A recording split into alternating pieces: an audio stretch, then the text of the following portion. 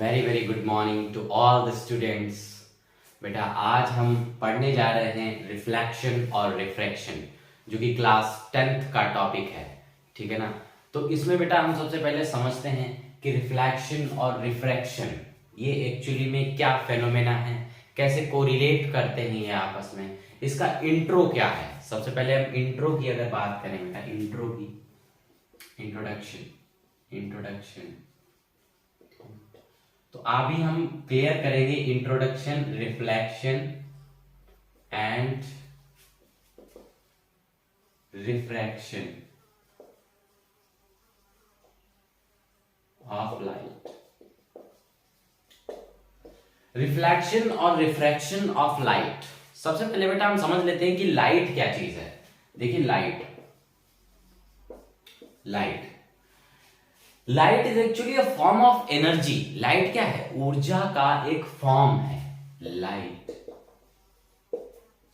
Is a form of energy which gives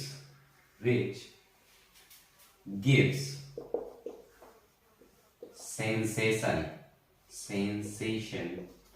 of vision। अब देखिए बेटा लाइट क्या है। लाइट एक फॉर्म है किसकी बेटा? एनर्जी की। लाइट एक एनर्जी की फॉर्म है जो कि हमको सेंसेशन देती है चीजों को देखने का। एज्यूम करिए अगर इस रूम में लाइट ना हो, ये जो रूम है पूरा रूम डार्क हो, एकदम डार्क। अब इस कंडीशन में आप इस बोर्ड को नहीं देख सकते, मुझको नहीं देख सकते, ठीक है ना। तो लाइट क्या करती है? हमको एक सेंसेशन देती है, चीजों को देखने का एक सेंसेशन देती है बेटा। क्या? लाइट। तो लाइट हमको एक सेंसेशन प्रोवाइड कराती है चीजों को देखने का। बिना लाइट के आप किसी भी चीज को देख नहीं सकते। तो देखने के लिए सबसे जरूरी चीज है बेटा क्या? लाइट। और लाइट एक ऊर्जा का फॉर्म है, ठीक है ना, ऊर्जा की एक अवस्था है।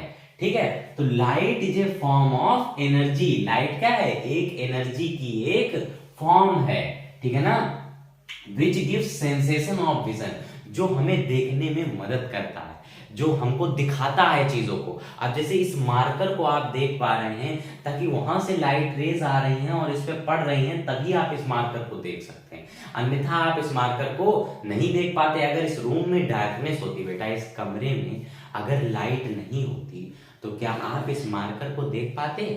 नहीं देख पाते, ठीक है ना। तो आप इस मार्कर को इस वजह से देख पा रहे हैं ताकि इसके ऊपर लाइट फॉल हो रही है। तो लाइट एनर्जी की एक फॉर्म होती है जो कि हमको क्या देती है? Sensation of vision. Sensation of vision जो हमें देखने में मदद करती है, हमको एक सेंस देती है कि हाँ ये बोर्ड है, ये इस पे लिखा हुआ है, ठीक है ना। तो ये हमको एक सेंस देती है किसका बेटा? विजन का, देखने का। लाइट जो है एक एनर्जी की फॉर्म है जो कि हमको क्या देती है? सेंस देती है देखने का, विजन का। समझ में आया? लाइट की डेफिनेशन अच्छे से क्लियर हुई बेटा। Light is a form of energy which gives sensation of vision. Light जो है वो एक एनर्जी की फॉर्म है जो कि हमें सेंसेशन ऑफ विजन देती है, ठीक है ना। अब आगे देखते हैं, अब आगे डिस्कस करेंगे बेटा।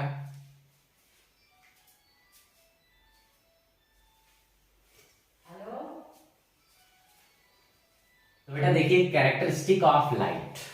लाइट के कुछ कैरेक्टरिस्टिक्स हैं। जैसे हर चीज के कुछ गुण होते हैं, जैसे कि इंसान ही है तो उसके कुछ गुण हैं, उसी तरीके से लाइट के कुछ गुण हैं, या हम बोल सकते हैं कि लाइट इन रूल्स को फॉलो करती है। बिना इन रूल्स को फॉलो किए हुए लाइट नहीं चलती है, और हर जगह पे लाइट इन्हीं रूल्स को फॉलो करती है। तो देखिए पहला क्या है? Light always travels in a straight line।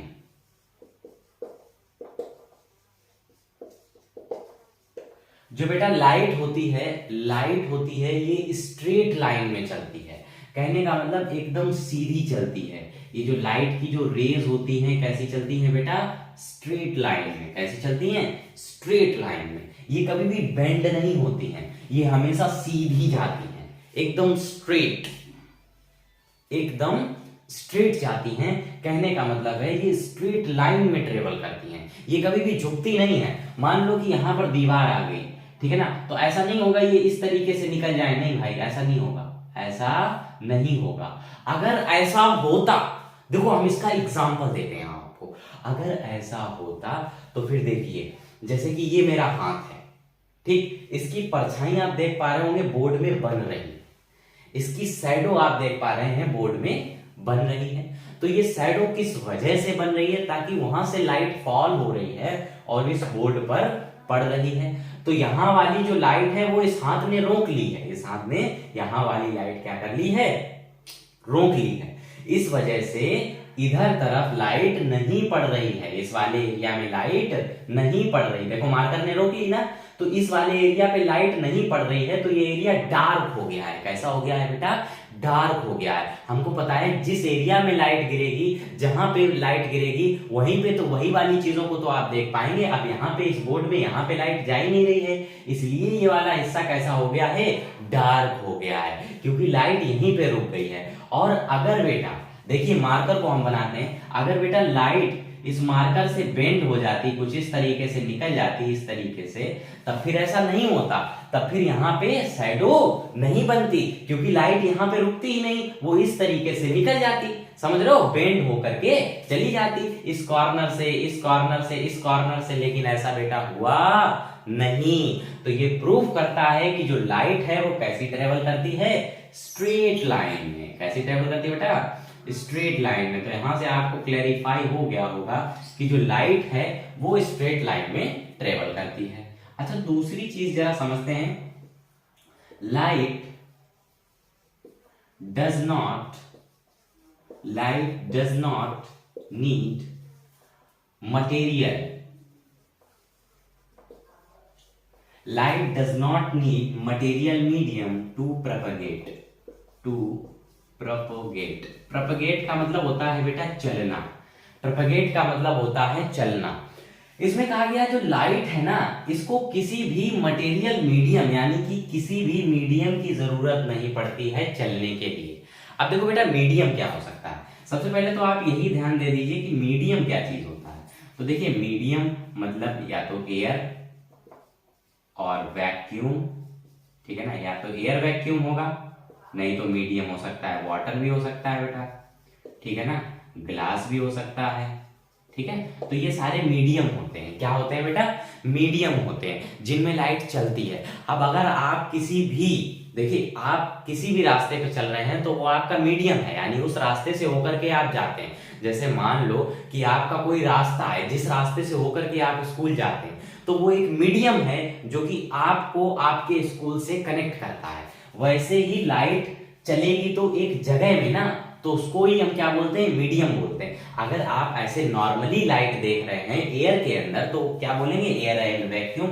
हो सकता है आपने लाइट को पानी के अंदर डाला है, हो सकता है लाइट से आप पानी के अंदर का देखना चाह रहे हैं, तो जिस कंडीशन में आप पानी के अंदर का देखेंगे लाइट से, तो बेटा उस कंडीशन में मीडियम क्या बन जाएगा, वाटर, ग्लास के थ्रू। अब देखो जैसे कि मान लो आप गाड़ी के अंदर बैठे हैं और गाड़ी से बाहर वाले अगर आप किसी व्यक्ति को देख रहे हैं, गाड़ी के अंदर बैठे हुए हैं आप, गाड़ी से बाहर वाले किसी व्यक्ति को देख रहे हैं, तो ग्लास के थ्रू देख रहे हैं। आपके गाड़ी में कांच है ना, तो उस कांच से आप देख रहे हैं, तो कांच से जब आप देख रहे हैं तो आप ग्लास से देख रहे हैं, तो यानी कि उस समय आपका मीडियम क्या हो गया, ग्लास हो गया। तो मीडियम क्लियर हुआ कि भाई मीडियम क्या चीज है ना। अब देखो light does not need material medium to propagate, लाइट को मीडियम की जरूरत ही नहीं होती चलने की, लाइट को मीडियम की जरूरत ही नहीं होती चलने की, क्योंकि बेटा ये इलेक्ट्रोमैग्नेटिक इन नेचर होता है। कैसा होता है, इलेक्ट्रोमैग्नेटिक, ठीक है ना। और इलेक्ट्रोमैग्नेटिक वेव नेचर की होती है लाइट, और जितनी भी चीजें इस नेचर की होती हैं इनको चलने के लिए किसी भी मटेरियल मीडियम की जरूरत नहीं पड़ती है। जबकि साउंड जो हम बोलते हैं इसको चलने के लिए मटेरियल मीडियम की जरूरत पड़ती है। इसीलिए जब हम कभी चंद्रमा पे जाते हैं, मून पे जाते हैं, तो वहां पे हम कितना भी बोलें लेकिन हमारी आवाज दूसरे वाले व्यक्ति को सुनाई नहीं देती है। Second person can not hear my voice due to because sound depends on the material medium to propagate and light does not. ठीक है ना, साउंड को जरूरत होती है मटेरियल मीडियम की। अगर साउंड चलना चाह रहा है, साउंड एक जगह से दूसरी जगह प्रोपगेट होना चाह रहा है, तो उसको जरूरत है मटेरियल मीडियम की। बिना मटेरियल मीडियम के साउंड नहीं चल सकता है। अब मटेरियल मीडियम क्या हो सकता है बेटा? एयर और वैक्यूम। हवा में आप बोलेंगे किसी व्यक्ति से, ये आसपास हमारे हवा है, तो इसके थ्रू साउंड कहां जाएगा? उसके कान तक जाएगा, और उसके ईयर ड्रम में जैसे जाएगा तो उसको पता चलेगा कि आपने उसको कुछ बोला है। सोचो यहाँ की सारी हवा निकाल दी जाए, यहां से कुछ ना रखा जाए, फिर आप बोलो उसको सुनाई नहीं पड़ेगा, उसको सुनाई नहीं पड़ेगा।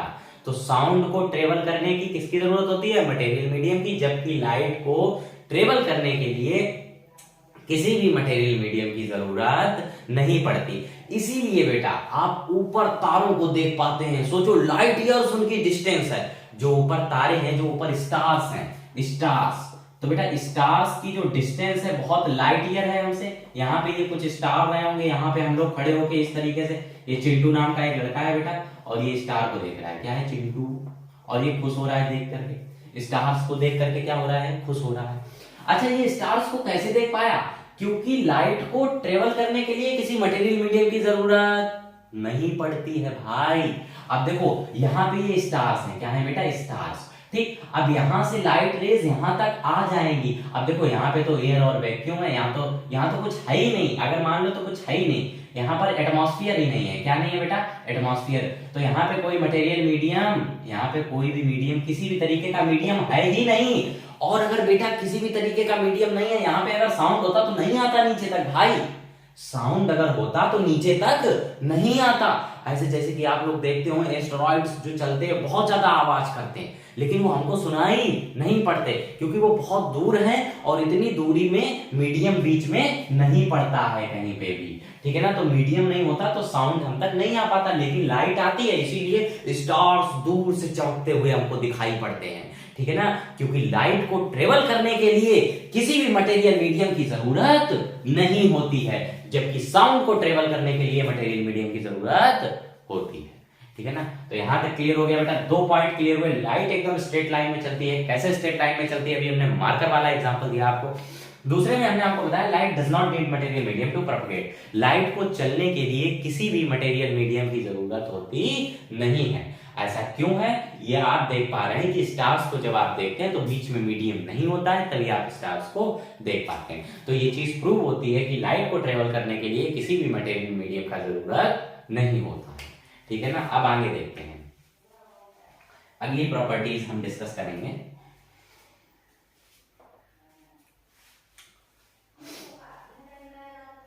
Bundle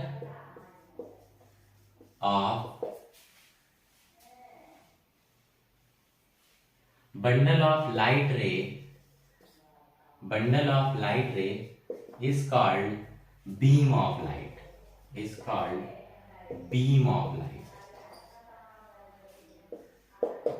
bundle of light ray is called beam of light ray। अब देखो, या सिर्फ लाइट बोल सकते हैं इसको। अब देखिए जरा बेटा, जैसे कि ये लाइट रेज जा रही हैं, ठीक है ना, ये लाइट रेज है। अब कोई एक लाइट रे तो नहीं निकलेगी। एक लाइट में अगर आपने टॉर्च मार रहा है, मान लीजिए यहाँ पे ये टॉर्च है, क्या है बेटा? टॉर्च। मान लो भाई ये क्या है हमारे पास, ड्राइंग मेरी बहुत अच्छी है बेटा, ठीक है ना, ये क्या है हमारे पास? टॉर्च है, और यहाँ से रेज जा रही है। ठीक है ना, ये लिख देते हैं, नहीं तो आप लोग समझ नहीं पाएंगे। जापानीज टॉर्च है, ठीक है ना। तो देखिए यहाँ से ये टॉर्च क्या कर रही है? ये रेज को बाहर फेंक रही है, ये लाइट को इमिट कर रही है। ये क्या कर रही है बेटा? लाइट को इमिट कर रही है। और हमने आपको बताया लाइट कैसी चलती है? स्ट्रेट लाइन में। तो ऐसी बहुत सारी रेज जो है यहाँ पे होंगी, ठीक है ना। तो इसको हम क्या बोल सकते हैं? बंडल। क्या बोल सकते हैं? बंडल की तरह दिखता है, तो बंडल ऑफ रेज। और बेटा इस बंडल को हम टोटली क्या बोलते हैं? बीम। क्या बोलते हैं बेटा? Beam of light. क्या बोलते हैं? बीम ऑफ लाइट रे। ये लाइट रे की क्या है? बीम। जैसे बाइक में आती है लो बीम होती है, एक हाई बीम होती है। हाई बीम में बहुत दूर तक लाइट जाती है, लो बीम में कम जाती है। तो बीम क्या होता है? Beam actually bundle of rays. Beam bundle of rays. जैसे आप लोगों ने देखा होगा कुछ लोग जो है लकड़ी लेके जाते हैं ऊपर गट्ठर रख के इस तरीके से, तो बंडल सा बना लेते हैं। किसका? लकड़ियों का। इस तरीके से और लेके जाते हैं। तो कुछ इसी तरीके से ये भी क्या है, लाइट रे एक बंडल की तरह है। किसकी तरह है? एक बंडल की तरह है। जब कई सारी रेज एक साथ चलती हैं तो उनको हम क्या बोलते हैं? Beam of light. क्या बोलते हैं बेटा?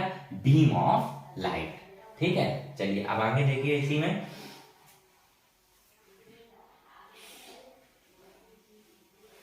एक होती है कन्वर्जेंट रे और एक होती है डाइवर्जेंट रे। अब देखो कन्वर्जेंट और डाइवर्जेंट में बेटा अंतर क्या है, इसको जरा समझते हैं।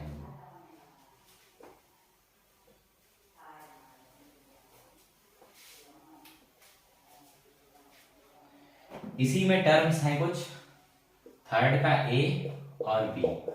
एक होती है कन्वर्जेंट और एक होती है बेटा डाइवर्जेंट। ठीक है ना? One is convergent and another is divergent. एक होती है कन्वर्जेंट बीम और एक होती है डाइवर्जेंट बीम। तो देखिए ए नंबर का फिगर हम देखते हैं, कन्वर्जेंट बीम क्या होती है।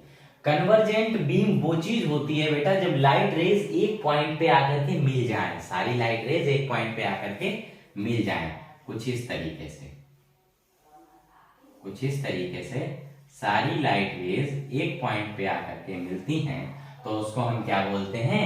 Convergent rays. और डाइवर्जेंट रेज बेटा वो होती हैं जो एक पॉइंट से निकलती हैं और डाइवर्ज होती हैं। कैसी होती हैं? डाइवर्ज, यानी कि फैल जाती हैं। समझ रहे हो? फैल जाती हैं। तो ऐसी रेस को हम डाइवर्जेंट बोलते हैं। और जो एक पॉइंट पे आकर के मिल जाए वो कन्वर्जेंट, जो फैल जाए वो डाइवर्जेंट। मिल जाए जो एक पॉइंट पे आकर वो कन्वर्जेंट और जो फैल जाए वो डाइवर्जेंट। क्या बेटा? डाइवर्जेंट। तो कन्वर्जेंट बीम है, ये कौन सी बीम है? Convergent beam. और ये कौन सी बीम है? Divergent, divergent beam. ठीक है ना? तो कन्वर्जेंट बीम वो होती है जो लाइट रेज जब आए और एक पॉइंट पे मिल जाए तो उस बीम को हम बोलते हैं कन्वर्जेंट बीम। और डाइवर्जेंट बीम वो बीम होती है जहां से एक पॉइंट से कई सारी लाइट रेज निकले और फैल जाए। क्या हो जाए बेटा? फैल जाए। तो वो क्या होती है? Divergent beam. ये होती है कन्वर्जेंट बीम और ये होती है डाइवर्जेंट बीम। ठीक है? अब देखिए आगे हम डिस्कस करेंगे कुछ और भी कई सारी चीजें।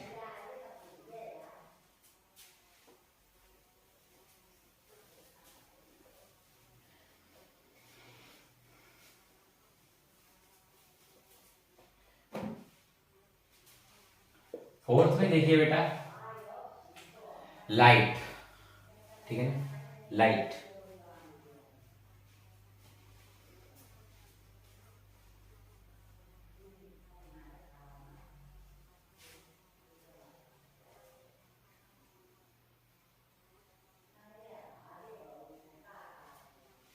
देखिए लाइट के रिफ्लेक्शन को होने के लिए, फॉर रिफ्लेक्शन, फॉर रिफ्लेक्शन,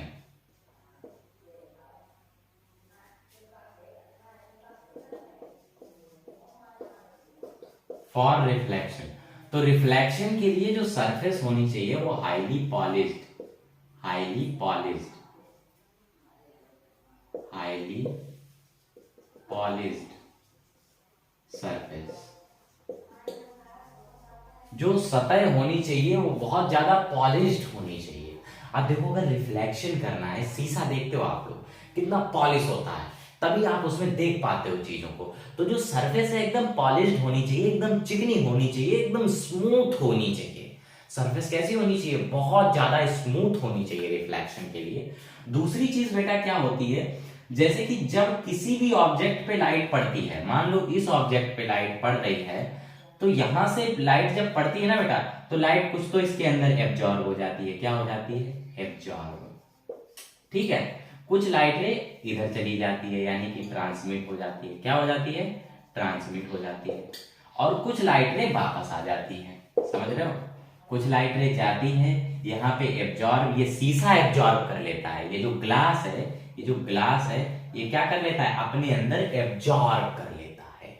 और कुछ को ट्रांसमिट कर देता है, यानी कि उधर की तरफ फेंक देता है, और कुछ को रिफ्लेक्ट कर देता है। तभी आपने देखा होगा कई कई ग्लासेस में आप अपना चेहरा तो देख ही पाते हैं, एज वेल एज अंदर वाले को आसानी से देख पाते हैं। जो ग्लास होते हैं, मिरर नहीं, ग्लास की बात कर रहे हैं, जो कांच लगे रहते हैं बाहर ऑफिसेज में, तो उसमें आप देख पाते हैं अंदर वाले को भी एज वेल एज थोड़ी बहुत तस्वीर आप अपनी भी देख पाते हैं। तो वो यही काम करते हैं, वो लाइट रेस को अंदर भी भेजते हैं और इधर भी फेंकते हैं। तो जब इधर फेंकते हैं तो आप अपनी आंख से देख पाते हैं, भाई आप खड़े हुए हैं तो आप अपनी आंख से देख पाते हैं। जब लाइट रे वापस आती है, देखिए आप खड़े हैं शीशे के सामने, तो आपने देखा अपने आप को, तो आप अपने आप को कब देख पाएंगे? जब ये लाइट रे जाए, टकराए और आपकी आंख तक आ जाए, तो आप अपने आप को देख लेंगे। और अंदर वाले को कब देख पाएंगे? जब ये लाइट रे अंदर जाए। तो कुछ लाइट रे अंदर भी जाती है, कुछ एब्जॉर्ब हो जाती है और कुछ वापस आ जाती है, यानी कि रिफ्लेक्ट हो जाती है। ठीक है ना, क्या हो जाती है बेटा?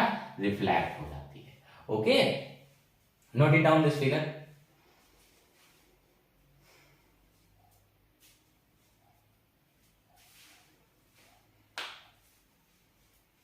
ओके बेटा, नाउ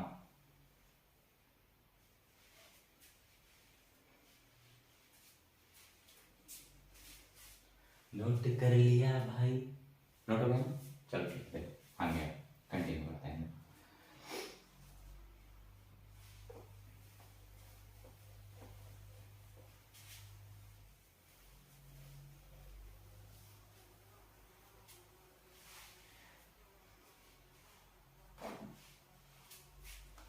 हमने आपको पहले ही बता दिया लाइट जो है कैसी होती है। लाइट इज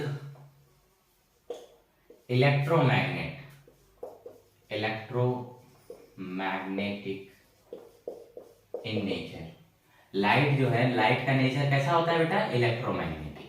लाइट का नेचर कैसा होता है बेटा? इलेक्ट्रोमैग्नेटिक। और इसकी स्पीड बहुत ज्यादा होती है भाई। स्पीड पता कितनी होती है? 3 × 10⁸ मीटर पर सेकेंड, यानी कि 1 सेकेंड में इतना मीटर चलेगी।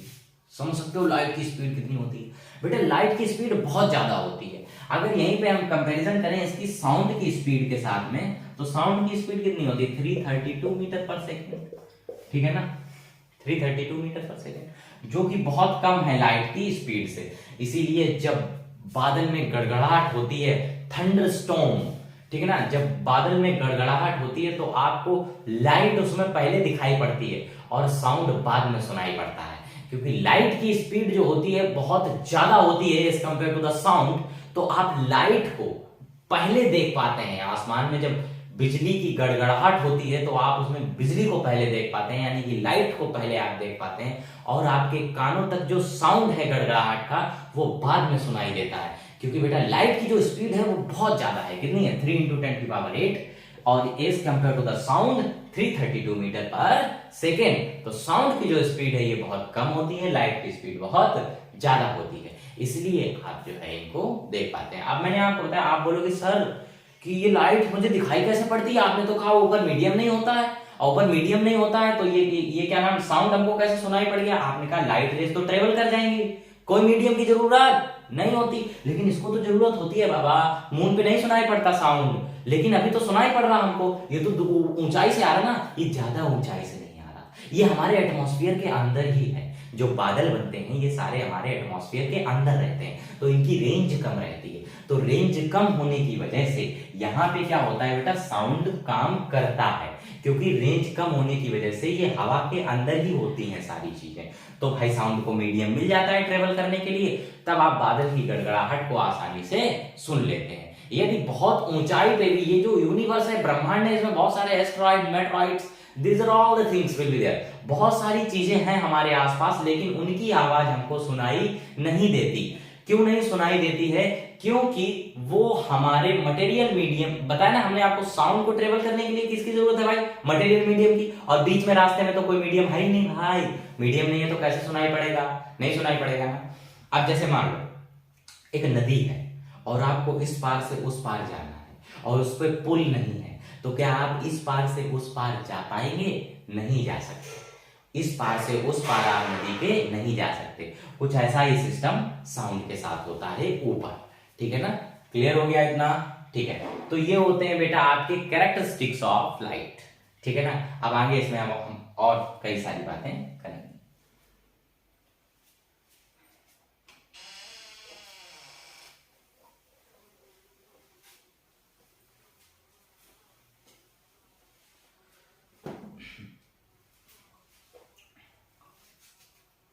अब देखिए बेटा, हम रिफ्लेक्शन ऑफ लाइट के बारे में बात करेंगे। बहुत सुंदर, बहुत बेहतरीन, अच्छा टॉपिक है reflection of light. Reflection of light,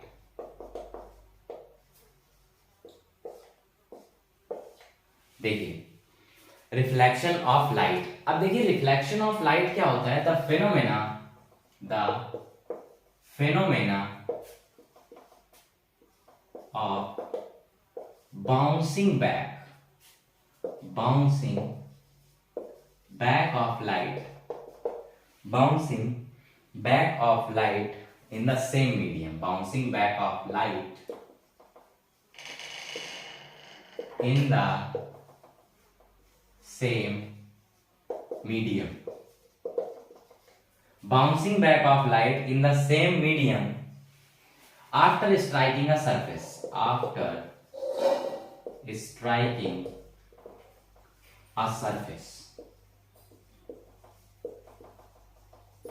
देखिए बहुत ध्यान से,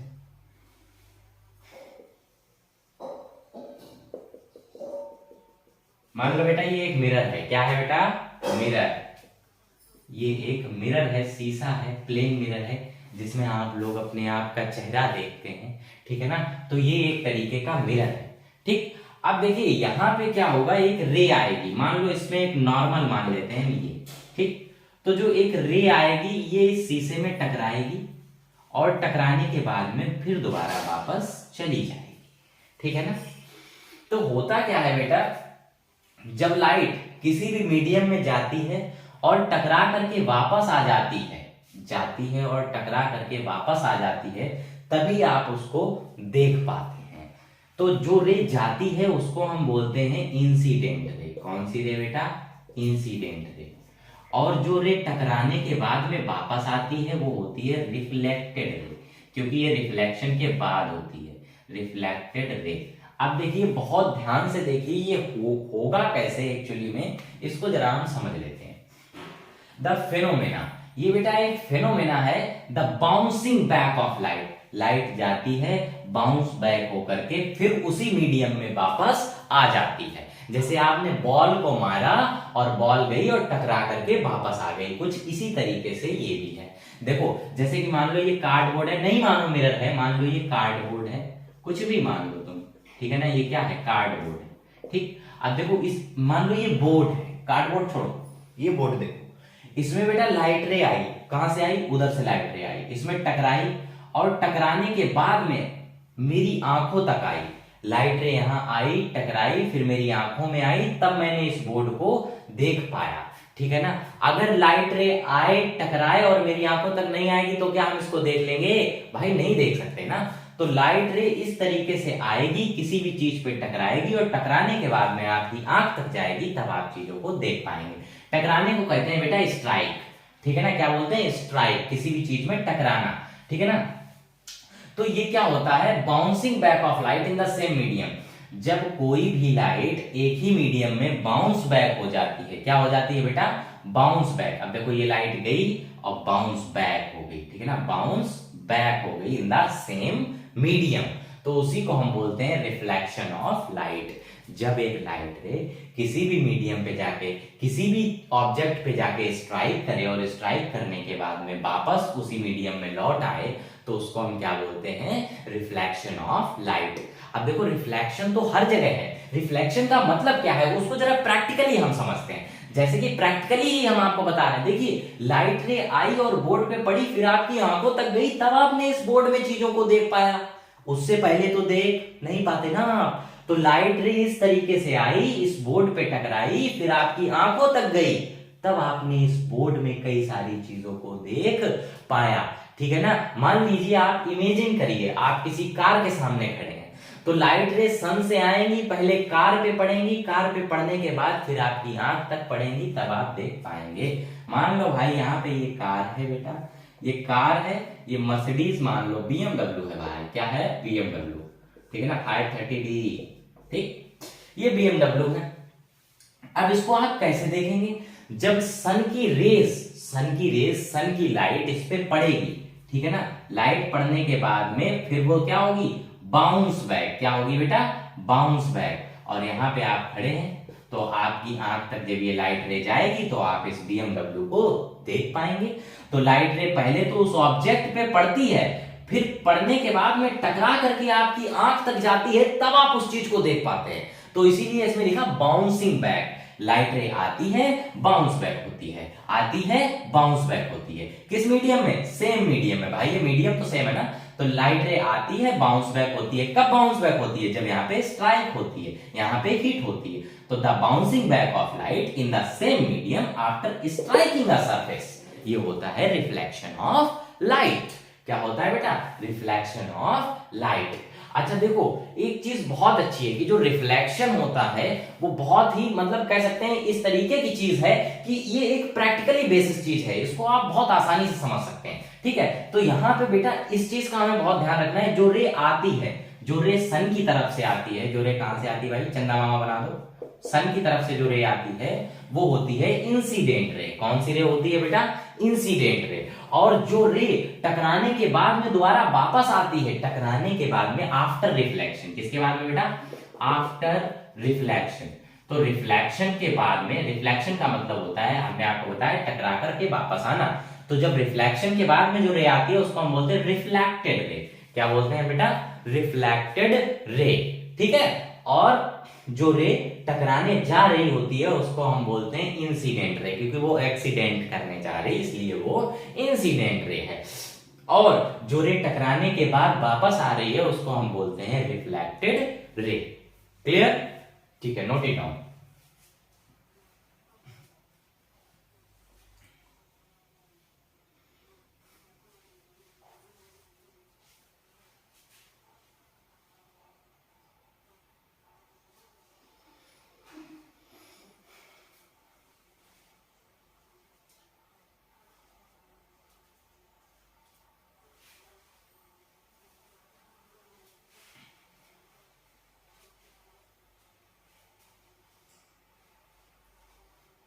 ओके बेटा, now further we are proceeding.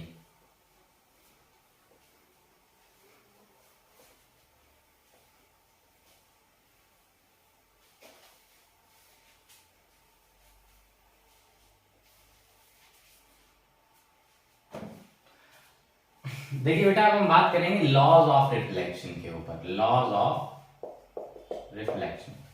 तो देखो रिफ्लेक्शन होगा तो इसके कुछ लॉज हैं, उनको हम समझ लेते हैं। देखिए जरा, मान लो बेटा ये एक सरफेस है, क्या है, दिस इज अ सरफेस, ये एक सरफेस है, okay, this is a surface. और मान लो ये एक नॉर्मल है इसके ऊपर। अब बहुत ध्यान से देखना, लाइट रे कुछ इस तरीके से आएंगी, यहाँ पे टकराएंगी, टकराने के बाद में वापस जाएंगी। तो ये जो लाइट रे टकराने जा रही है इसको हम बेटा क्या बोलते हैं, इंसिडेंट। क्या बोलते हैं, इंसिडेंट रे। क्या बोलते हैं भाई, इंसिडेंट रे। और इसको बोलते हैं रिफ्लेक्टेड रे। क्या बोलते हैं बेटा, रिफ्लेक्टेड रे, ओके।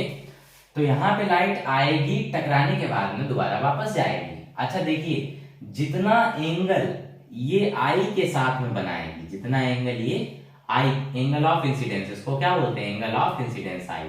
और इसको बोलते हैं नॉर्मल, ये बेटा नॉर्मल है। तो ये जो नॉर्मल के साथ जो एंगल बनाती है ना, नॉर्मल के साथ में ये जो इंसिडेंट रे एंगल बनाती है इसको हम बोलते हैं आई, एंगल ऑफ इंसिडेंस।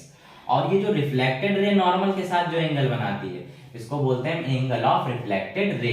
तो इसको हम आर से डिनोट करते हैं। किससे डिनोट करते हैं, आर से डिनोट करते हैं। तो लॉ ऑफ रिफ्लेक्शन में बेटा दो लॉ है, ठीक है ना, दो लॉ हैं, इसको जरा समझ लेते हैं। पहला लॉ ये कहता है the incident ray, the incident रे, incident ray, the incident ray, the reflected रे, द रिफ्लेक्टेड रे, and the normal lie on same plane, lie on same plane. अब देखो प्लेन, प्लेन का मतलब होता है बेटा तल। अब देखो ये एक ही प्लेन पे तो लाई कर रहे हैं, देखो इंसिडेंट रे भी एक ही प्लेन पे है, रिफ्लेक्टेड रे भी एक ही प्लेन पे है और नॉर्मल भी एक ही प्लेन पे है। क्या ये इधर तरफ है? इधर तरफ तो नहीं है, दूसरे प्लेन पे तो नहीं है, सारी चीजें किधर तरफ है? इधर तरफ है, सारी चीजें इधर तरफ है। इंसिडेंट रे भी इधर तरफ है, रिफ्लेक्टेड रे भी इधर तरफ है, नॉर्मल भी इधर तरफ है। तो इसमें लिखा है incident ray, reflected ray and normal. यहाँ पे रे लिख लीजिए, रिफ्लेक्टेड रे, ठीक है ना। तो the incident ray, the reflected ray and the normal lie on same plane, एक ही प्लेन पे लाई करते हैं, यानी कि एक ही तल पे रहते हैं, एक ही प्लेन पे क्या करते हैं? लाई करती हैं तीनों चीजें सेम प्लेन पे, ठीक है ना। तो पहला तो लॉ ये कहता है ये दूसरे प्लेन पे नहीं होंगी, रिफ्लेक्टेड रे यहां नहीं हो जाएगी, ये एक ही प्लेन पे रहेंगी तीनों चीजें, ठीक है। अच्छा, दूसरा चीज जो सबसे ज्यादा इंपॉर्टेंट है, ये कहता है angle of incidence, angle of incidence is equal to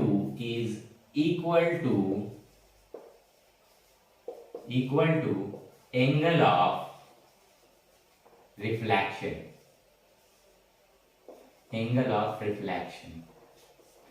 तो जो एंगल ऑफ इंसिडेंट है वो एंगल ऑफ रिफ्लेक्शन के बराबर है, यानी कि ये एंगल और ये एंगल, दोनों एंगल कैसे हैं? आपस में बराबर है। दोनों एंगल कैसे हैं बेटा? बराबर हैं। तो हम लिख सकते हैं angle I is equals to angle R। अगर कोई रे आप 45 डिग्री से डाल रहे हैं तो वो 45 डिग्री का एंगल बनाते हुए वापस जाएगी। अगर कोई लाइट रे को आप 30 डिग्री पे डाल रहे हैं तो वो 30 डिग्री का एंगल बनाते हुए वापस जाएगी। अगर किसी लाइट रे को आप 45 या कह सकते हैं 30 डिग्री या कह सकते हैं हम 60 डिग्री का एंगल बना करके डाल रहे हैं तो वो 60 डिग्री पे वापस जाएगी। यानी कि जिस एंगल से आप उस लाइट रे को डालेंगे वापस भी उसी एंगल से जाएगी, वापस भी उसी एंगल से जाएगी। सबसे महत्वपूर्ण लॉ यही कहता है बेटा कि जो लाइट ऑफ इंसिडेंट रे है वो रिफ्लेक्टेड रे के एंगल के बराबर होगी। दोनों के एंगल कैसे होंगे? बराबर होंगे। Angle I is equals to angle R।